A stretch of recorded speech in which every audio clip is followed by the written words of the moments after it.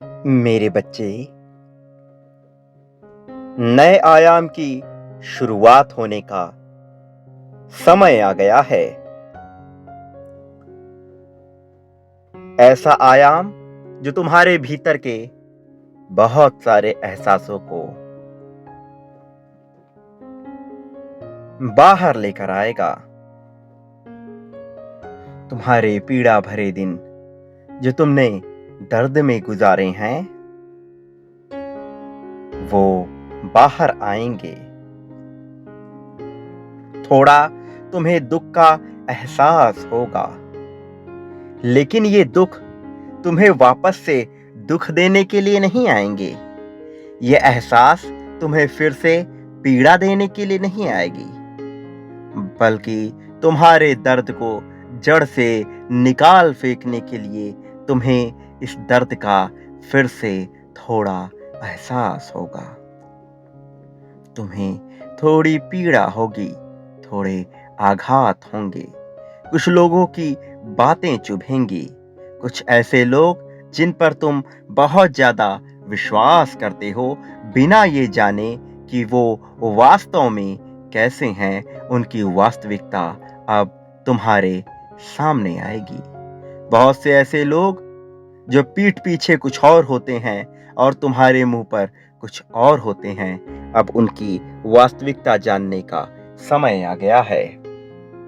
मेरे बच्चे, बहुत से ऐसे लोग जो अहंकार से लिप्त होते हैं और तुम्हें एक प्रकार के बंधन में बांध कर रखते हैं, अब उनकी वास्तविकता जानने का समय आ गया है। समय आ गया है तुम अपने जीवन में उन लोगों से परिचित हो सको जो तुम्हें प्रेम करते हैं, और साथ ही उन लोगों से भी परिचित हो सको जो तुम्हें प्रेम नहीं करते हैं, किंतु तुमसे प्रेम करने का दिखावा करते हैं, जो कहने को तुम्हारे अपने हैं, लेकिन अपनों के रूप में वो एक प्रकार के शैतान हैं।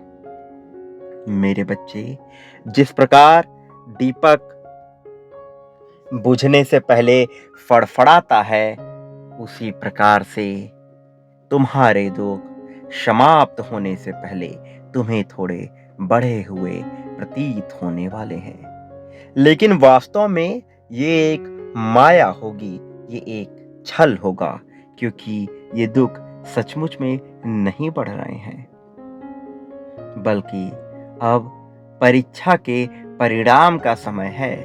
वो परीक्षा जो तुमने इतने समय से दी है, वो परीक्षा जिसमें तुम संपूर्ण रूप से उत्तीर्ण करते नजर आए हो, वो परीक्षा जिसके हर एक दर्द को सहा है तुमने, उस परीक्षा का परिणाम तुम्हें कुछ यूं मिलेगा कि तुम उन लोगों से सबसे पहले परिचित होगे जो तुमसे प्रेम नहीं करते हैं। तुम सबसे पहले उन लोगों की हकीकत जानोगे जो तुमसे छलावा करते हैं, जो तुम्हारे मुंह पर मीठा बोलने का प्रयास करते हैं, लेकिन पीठ पीछे तुम्हारी बुराइयां करते फिरते हैं। तुम उनका इतिहास भी जानोगे और उनके कर्मों का भाग्य भी जानोगे। तुम ये जानोगे कि वो कैसे तुम्हें धोखा दे रहे हैं। मेरे बच्चे, उसके बाद तुम्हारा परिचय उन लोगों से होगा जो तुम्हें सचमुच में दिल से प्रेम करते हैं, जो तुमसे प्रेम तो करते हैं, पूरे सच्चे मन से, सच्चे हृदय से तुमसे प्रेम तो करते हैं, लेकिन वो अपने प्रेम को दर्शा नहीं पाते, जता नहीं पाते। मेरे बच्चे, जिन लोगों के दिल में तुम्हारे लिए वास्तव में करुणा स्नेह भरा है, अब ये जानने का समय आ गया है कि वो कौन है, क्योंकि बहुत से लोग बहुरूपिये के रूप में तुम्हारे अपने बनकर बैठे हैं। तुम्हें उनसे पीछा छुटकारा पाना होगा, क्योंकि यदि तुम उनसे छुटकारा नहीं पाओगे तो वो तुम्हारे भाग्य को कुचल देंगे।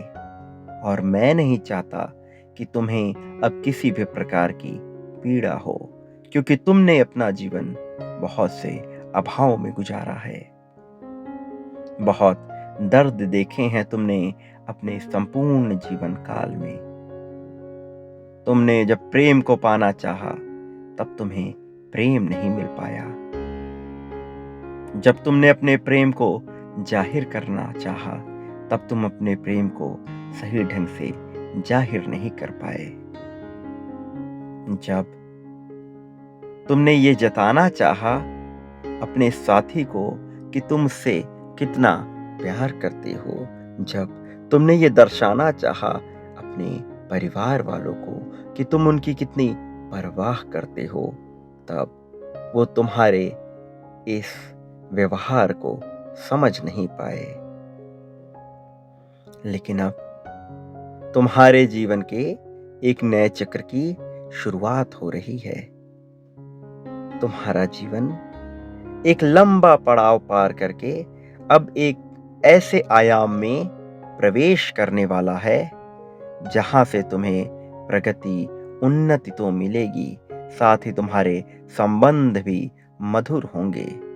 और तुम्हें ये मधुर संबंध इसलिए प्रतीत होंगे क्योंकि तुम्हारे जीवन से वो सभी लोग धीरे धीरे करके दूर होते जाएंगे जिन्हें या तो तुम पसंद नहीं करते, या जो तुम्हें पसंद नहीं करते, या जो तुम्हारे भविष्य को प्रगति दिलाने में सहायक नहीं है।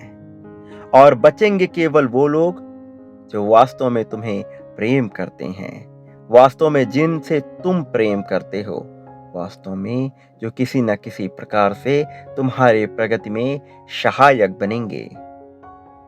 अब उन सब लोगों के आगमन का समय है, लेकिन ये सब कुछ ऐसे ही नहीं हो जाएगा। तुम्हें इसका आभास होता रहेगा। तुम्हारे आभास के बगैर ये चीजें नहीं होंगी।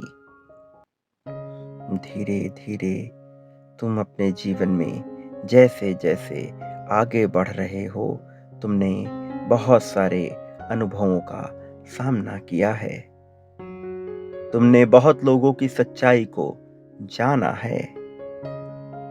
तुमने बहुत सारे परिस्थितियों का अनुभव लिया है, ऐसी परिस्थितियां जो इंसान को तोड़ने के लिए काफी रही हैं, लेकिन तुम मजबूती से उन परिस्थितियों में टिके रहे, त्याग करते गए। बिना दूसरे से प्रेम पाए हुए तुम त्याग करते रहे, लेकिन तुम्हारे भीतर प्रेम पाने की आकांक्षा सदा से ही विराजमान रही है। तुम्हारे भीतर प्रेम को अपना लेने की आकांक्षा सदैव बनी रही है। और जबकि तुम्हारी ये आकांक्षा अभी तक पूर्ण नहीं हुई है, तो अब इस आयाम में तुम्हारी ये आकांक्षा पूर्ण होने का समय आ गया है। और इसका कारण ये है कि ये आयाम तुम्हें उन जगहों से लेकर गुजरा है जिन जगहों का बहुत से मनुष्य सामना भी नहीं कर सकते। जहां से मनुष्य के भीतर स्वयं को, स्वयं के इस भौतिक शरीर को खत्म करने की आशा उठती है, जहां से उनके भीतर इस भौतिक संसार को छोड़कर जाने की आशा उठती है, तुम इस आशा से उबरते हुए चले आए। तुम इस आकांक्षा से उठते हुए चले आए। तुम दर्द का घूंट पी गए, एक नए उम्मीद की किरण के आने की चाहत में।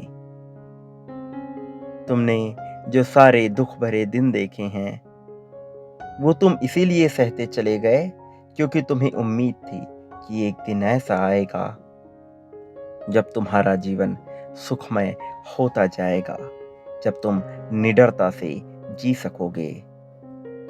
अब उस समय की शुरुआत हो रही है। प्रत्येक मनुष्य के जीवन में ऐसा समय आता है कि उसे बहुत सारे दुख देखने पड़ते हैं। फिर उस चक्र की समाप्ति होती है और एक नए चक्र की शुरुआत होती है, जहां से उसके मन में करुणा, प्रेम की भावना विकसित होती है और उसे सुख मिलने शुरू हो जाते हैं। ये निर्भर करता है तो केवल इस बात पर कि मनुष्य के कर्म कैसे रहे हैं। मनुष्य के जैसे कर्म होंगे उसी प्रकार वो अपने उस चक्र को संयमित, संतुलित और लंबा करके रख पाएगा। तुमने एक बहुत बड़ा समय दुख में बिताया है। अब जबकि एक नए आयाम की शुरुआत होगी, एक नए चक्र से तुम्हारा जीवन गुजरेगा, तो ये चक्र बहुत खूबसूरत होगा। इसमें आने वाले पल बहुत सुनहरे होंगे। तुम्हारे स्वर्णिम युग की शुरुआत होने वाली है। कारण ये है कि तुम्हारे कर्म सदैव अच्छे बने रहे। तुम्हारी सोच सकारात्मक तो कभी नकारात्मक होती गई, तो कभी कभी तुम उदासीन होते गए। लेकिन इन सब के बीच जो सबसे अच्छी, सबसे सुचारू, सबसे सकारात्मक बात रही, वो ये है कि तुम्हारे भीतर उम्मीद की किरण जगती रही, कि तुम्हारे कर्म कभी भी बुरे नहीं हुए। मन, वचन और क्रियाओं से तुमने कई बार ऐसी चीजें करनी चाहिए जो शायद सही नहीं होती, लेकिन तुमने स्वयं पर नियंत्रण रखा। कुछ बातों को जो तुम्हें लगता है कि गलत हैं, वास्तव में वो उतनी भी गलत नहीं कि उनके लिए तुम स्वयं को दोषी ठहराओ। कई बार मनुष्य की परिस्थितियां ऐसी होती हैं कि वो कुछ ऐसी आदतें विकसित कर लेता है जो उसके लिए सही नहीं है। लेकिन धीरे धीरे मनुष्य उन आदतों से छुटकारा पाने का यदि प्रयत्न करता है, तो उसके कर्म उस मामले में भी सुधरते चले जाते हैं। तुम्हारे साथ भी कुछ ऐसा ही है। कुछ ऐसी आदतें जो वास्तव में उचित नहीं हैं। तुम धीरे धीरे उन पर कार्य कर रहे हो और उन्हें सुधारने का प्रयत्न कर रहे हो। इसलिए मैं तुमसे प्रसन्न हूं। और बहुत सी ऐसी दिव्य आत्माएं जो तुमसे वास्तव में प्रेम करती हैं, वो भी तुमसे बहुत प्रसन्न हैं। उसका कारण ये है कि तुम्हारे कर्म कहीं न कहीं उन दिव्य आत्माओं से मिलते जुलते हैं। तुम्हारे कर्म उन दिव्य आत्माओं को सीधे तौर पर प्रभावित करते हैं। इसका रहस्य तुम भविष्य में जान जाओगे कि कैसे तुम्हारे कर्म दिव्य आत्माओं को प्रभावित कर रहे हैं। लेकिन आज मैं तुम्हें ये बताना चाहता हूँ कि बहुत सी दिव्य आत्माएं तुम्हारी सहायता करना चाहती हैं। मेरे बच्चे, अब समय आ गया है तुम्हारे अच्छे सुनहरे भविष्य का। इसलिए अपनी चिंता त्याग दो। अपने मन से सारे दुख दर्द भूल जाओ। भले ही आने वाले समय में तुम्हें थोड़ी पीड़ा होगी, लेकिन याद रखना, ये पीड़ा तुम्हें हराने के लिए नहीं आएगी। ये पीड़ा तुम्हें दुख देने के लिए नहीं आ रही। ये पीड़ा तुम्हें ये बताने आ रही कि अब तुम्हारे दर्द का अंत होगा। जैसा कि मैंने तुम्हें बताया कि दीपक बुझने से पहले फड़फड़ाता है, उसी प्रकार तुम्हारी पीड़ाएं शांत होने से पहले फड़फड़ाने वाली हैं, अर्थात बढ़ने वाली हैं। इसलिए तुम्हें इनका एहसास होगा। सारी चिंता त्याग दो। नए प्रेम के स्वागत की तैयारी करो। खुशियों का पल आने वाला है। उत्सव की तैयारी करो। मेरा आशीर्वाद सदैव तुम्हारे साथ रहेगा। मैं तुम पर सदैव नजरें बनाए रखा हूँ विभिन्न स्रोतों से। अब से लेकर हर समय तक मैं तुम पर सीधी नज़र रखा हूँ। तुम्हारे अंदर एक दिव्य आत्मा का प्रवेश भी होगा। ये प्रवेश नकारात्मक नहीं बल्कि सकारात्मक होगा। तुम्हें सद्बुद्धि देने के लिए ऐसा किया जा रहा है। ये रचना है, इसे स्वीकार करो। सदा सुखी रहो। तुम्हारा उत्थान होगा।